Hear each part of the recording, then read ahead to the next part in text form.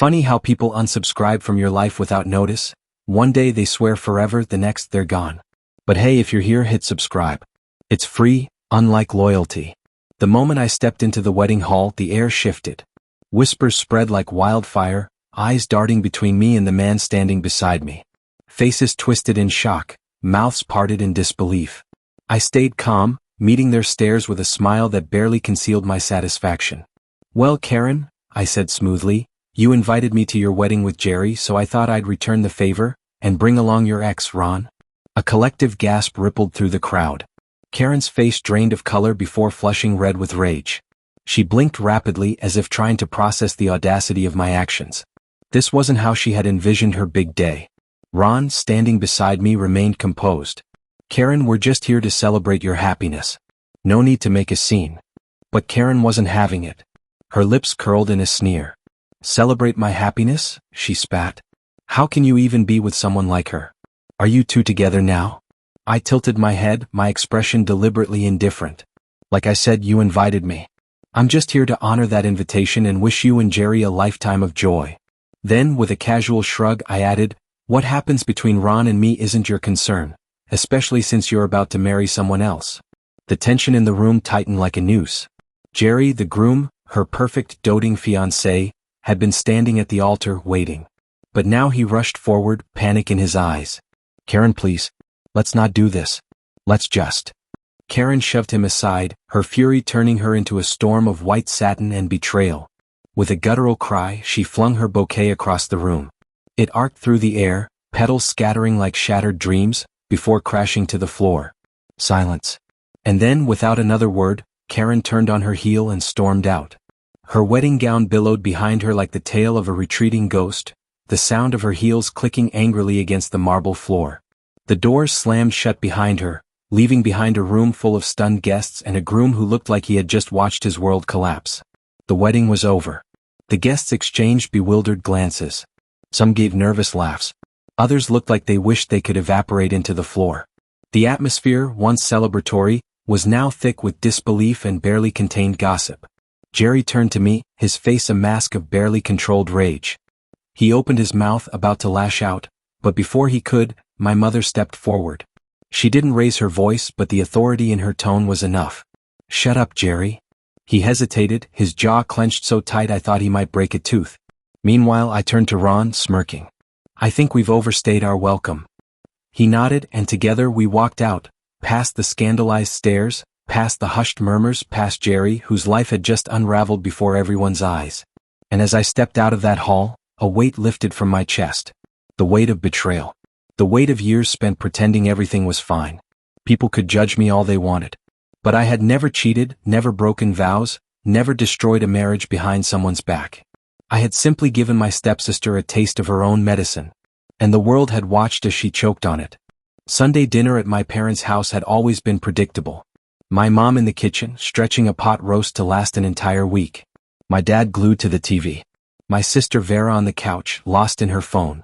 It was routine. It was normal. Until I noticed the extra place settings at the table. "Who else is coming?" I asked, tossing salad in the bowl. "Oh, Warren and Dexter are joining us," Mom said casually. Warren, Dad's best friend. And his son Dexter. I barely knew Dexter. All I remembered was that he worked with my dad and his father, and that he had all the personality of a cardboard cutout. Still, I thought nothing of it. When they arrived, dinner started off as usual. Mom made sure to serve Dexter the nicest cuts of meat, giving me strange, meaningful glances. Vera kept kicking me under the table, her eyes wide with some unspoken warning. Then, between the pot roast and Mom's box mix brownies, my dad cleared his throat. "Zara," he began, his tone firm. "Warren and I have been talking." Something in my gut twisted. My instincts screamed that whatever was coming next, I wasn't going to like it. Warren beamed. "Dexter here is ready to settle down," he announced like he was revealing the winning lottery numbers. And we thought, what better match than our two families coming together? My heart stopped. What? "It makes sense," Dad continued, refusing to meet my gaze. "Warren and I are expanding the business. Dexter will eventually take over his father's role. You two would make a good match." I stared at them, my fork frozen midair. Across the table, Dexter was focused on his brownie like it was the most fascinating thing in the world. He looked just as horrified as I felt. I forced myself to swallow the sawdust like brownie in my mouth. I'm dating Logan. Silence.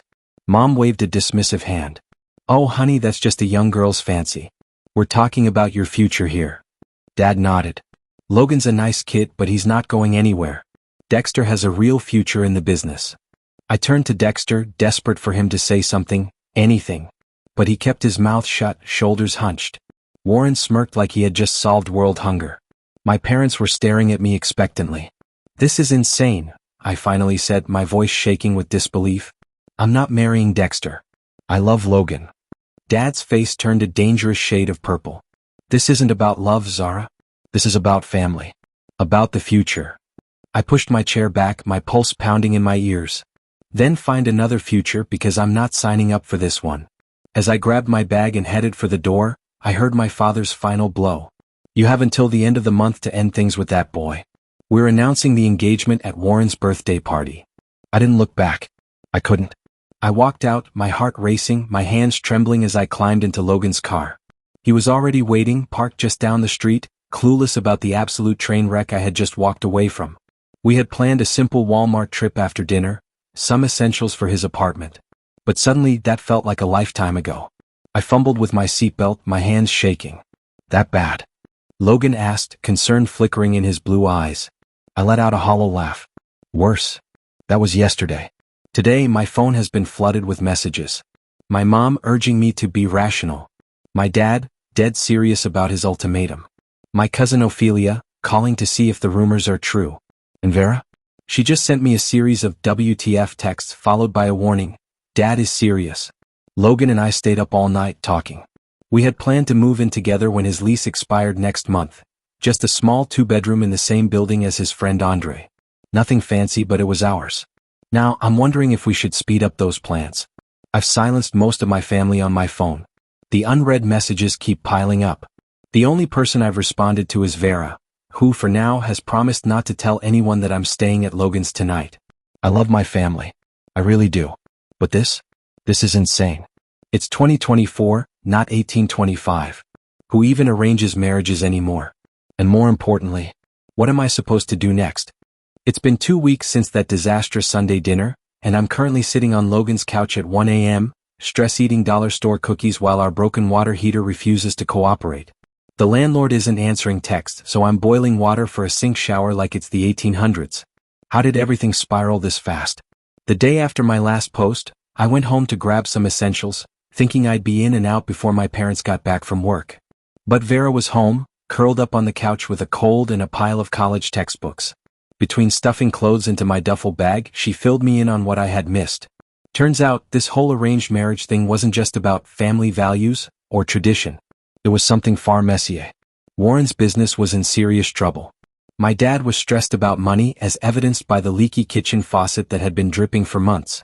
This engagement wasn't about me and Dexter. It was about merging businesses.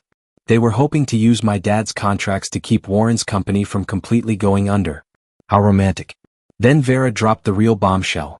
My parents had already booked and paid for the wedding venue. A non-refundable deposit.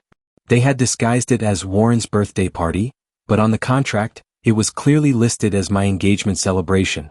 My mother had been showing this contract to everyone, claiming it was proof that I couldn't back out now. It was a venue way out of their budget. A fancy converted barn that probably cost more than I made in 3 months. How they even afforded the deposit was beyond me. And then the harassment started. Over the next few days, my phone became a battlefield of missed calls, emotional voice messages, and texts that ranged from guilt-tripping to straight-up manipulation. My cousin Ophelia dropped by Logan's apartment to return some winter clothes she had borrowed. She casually mentioned that my mother had been calling every single relative, sobbing about how I was throwing my life away. Oh, and the gossip mill was working overtime. Apparently, Dexter, my supposed future husband, still lived in his parents' basement and spent most of his time playing Fortnite. What a catch. Things only got worse from there. My hours at work suddenly got cut. When I asked my manager about it, she got this weird, uncomfortable look and mumbled something about family matters. A little digging later, and guess what? My mother had called my workplace, crying about her troublesome daughter. Now I'm scrambling to swap shifts just to make rent. Meanwhile, Logan is dealing with his own disasters. His car failed inspection, and the repairs would cost more than the car was even worth. Our living situation? A nightmare. His tiny studio apartment was never meant for two people, and we're constantly tripping over each other. His downstairs neighbor keeps complaining about excessive noise. My entire skincare routine is currently stored in the bathroom sink because there is literally no space anywhere else. I found my mascara in the kitchen cupboard next to the ramen noodles last night. That's the level of organization we're dealing with. And financially? We are drowning. Between my reduced work hours and unexpected expenses, who knew moving required buying so much random crap? We're stretching every dollar. I've started selling my clothes on Poshmark just to have a little extra cash. Logan's picking up odd jobs on TaskRabbit, but it barely covers the basics. Rice and beans are our new best friends. And then, because life just had to get more ridiculous, I ran into my parents at Walmart while shopping for discount groceries. What followed was a full-blown melodrama in the cereal aisle. Mom in tears. Dad furious. Random shoppers pretending not to eavesdrop while definitely eavesdropping. I stood there, gripping a box of off-brand Cheerios, while my mother pleaded with me to stop being selfish and think about the family. My dad reminded me, again, that I had, until the end of the month, to fix my mistake. And for the first time in my life I looked at them and thought, maybe I don't want to be part of this family at all. Fourth update. Family devotion and guilt tripping are apparently limitless resources in my household. Today's episode began at the grocery store. Logan and I were just picking up essentials, nothing fancy, just the cheapest, most practical options we could afford. But the moment Mom noticed the generic brand items in our cart, she burst into tears, wailing about how I deserved better than this life. Her new tactic? A deep dive into the so-called wedding fund. Apparently, my parents had been saving for my wedding since I was born. To prove it, Mom sent me pictures of the passbook, along with a not-so-subtle selection of childhood photos and a screenshot of modern wedding venue prices. Just in case I didn't fully grasp how much I was throwing away. As if that weren't enough, our housing situation took another hit. The landlord of our proposed flat decided to rent to his nephew instead, meaning Logan and I are officially back to square one. His lease expires in 2 weeks, and finding an affordable place has been harder than expected. His friend Andre offered us his spare room temporarily, but it feels like admitting defeat, especially since Andre lives in his parents' garage and still has his laundry done by his mother. Logan has been unwaveringly supportive, but I can tell this is getting to him too. Yesterday I caught him staring at a pack of ramen with a dejected expression, and it broke me a little. The worst part? The extended family. My phone hasn't stopped buzzing. Texts from relatives I barely know, all of whom are suddenly experts in why I'm ruining my life. Vera keeps me updated on the home front. Apparently, Dad is considering removing me from his will, which would be more concerning if there was anything to inherit. But whenever I start to waver, I look at Logan, maybe playing Wordle, maybe humming while washing dishes, and I know I can't give in. We are not a business merger. We are people. Even if, at this moment, we're sharing a single bath towel because we forgot to grab mine during the Great Escape. We're taking things one day at a time, apartment hunting during lunch breaks, blocking new numbers as they appear, and figuring out our next move. We still have each other, even if date nights right now consist of comparing property listings over microwave ramen. He finally reached out. It wasn't dramatic, just a short message asking if I was eating well and if we needed anything. I could tell it was his way of opening the door, even if he couldn't bring himself to apologize outright. Mom, on the other hand, has been quieter. She still posts passive-aggressive memes, but Vera says she's been keeping a framed photo of me on the kitchen counter again. Small steps. As for Logan and me, we're making it work. Our little apartment, weird layout and all, is starting to feel like home. We finally got a second bath towel, and the ramen budget has expanded to include occasional takeout. It's not perfect, but it's ours. This journey has taught me that happiness isn't about following someone else's blueprint for your life. It's about creating your own.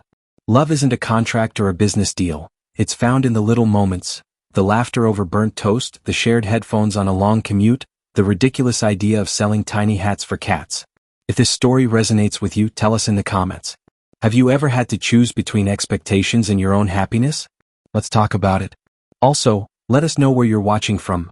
I'd love to connect with others from country name and hear your stories. And if you enjoyed this journey, don't forget to like, share, and subscribe. More stories are coming your way.